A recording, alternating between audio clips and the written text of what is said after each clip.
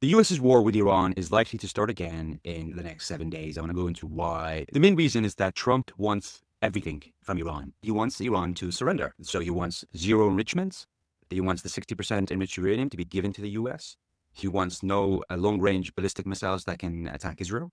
And now he wants the Strait of Hormuz to be opened, with the US not giving Iran any concession. So not returning Iran's more than 20 billion of frozen assets, not removing sanctions. So when Trump comes out and says they've agreed to everything, just think about it logically. Why would Iran agree to everything without getting anything?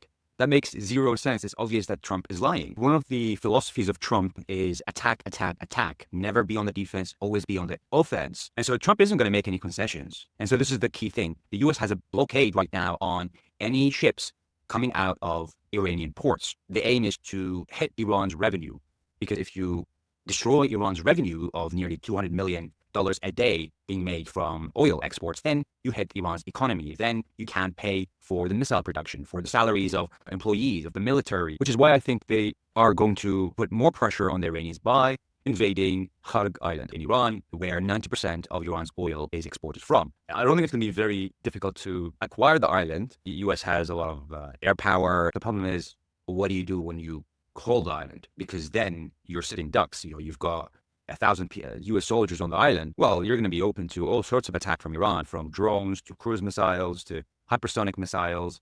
And so when will this happen? It's likely to happen by 24th of April, which is a Friday, simply because the US is currently waiting for the USS Bush, which is an aircraft carrier. It's now at the tip of Africa. It will get to the right positioning to carry out attacks on Iran around the 23rd, 22nd of April. Every day that the US doesn't attack Iran, it becomes much more difficult to attack Iran. One, because of the temperature.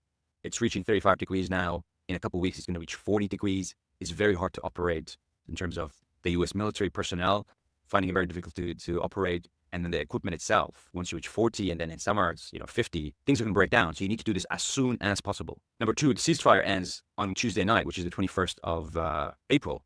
And so once that ceasefire ends, you can begin. And the longer you wait, the worse the economic situation is going to get. Because remember, the Strait of Hormuz is still closed and hasn't been opened. The economy is not getting about 10 million of barrels a day of oil since the beginning of the war. If you want to limit the economic damage that's being done from this war, you've got to do it as soon as possible. And so the window for that, really, when the ship, the US aircraft carrier, the third one, that is the USS Bush, joins the Abraham Lincoln and the Ford in that region, you can carry out those attacks. And that happens around the 23rd of April, 22nd, 23rd. By the 24th, everything is in position, essentially, and they can start those attacks.